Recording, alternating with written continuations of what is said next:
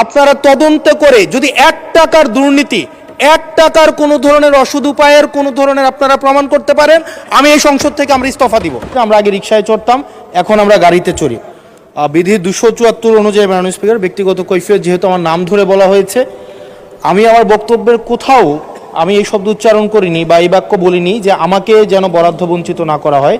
আমি সেটি বলেছি যে আমার এলাকার মানুষকে যেন কোনোভাবে আমার বক্তব্যের কারণে আমার এলাকার মানুষকে যেন বঞ্চিত না করা হয়, 1 নম্বর বিষয়। 2 নম্বর বিষয়, মাননীয় স্পিকার, আজকেও এই সংসদে আমরা দেখেছি যে জুলাই সংশ্লিষ্ট আমাদেরকে মিন করে একটা কথা বলা হয়েছে যে আমরা আগে রিকশায় চড়তাম, এখন আমরা গাড়িতে চড়ি।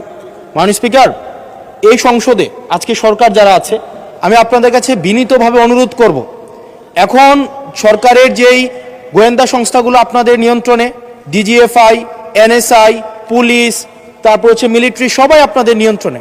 আমি আপনাদেরকে অনুরোধ করব, আপনাদের মতো দায়িত্বশীল জায়গা থেকে এলিগেশনের টোনে এলিগেশন না দিয়ে আপনারা তদন্ত করে যদি 1 টাকার দুর্নীতি, 1 টাকার কোনো ধরনের অসৎ উপায়ের কোনো ধরনের আপনারা প্রমাণ করতে পারেন, আমি এই সংসদ থেকে আমরা ইস্তফা দিব।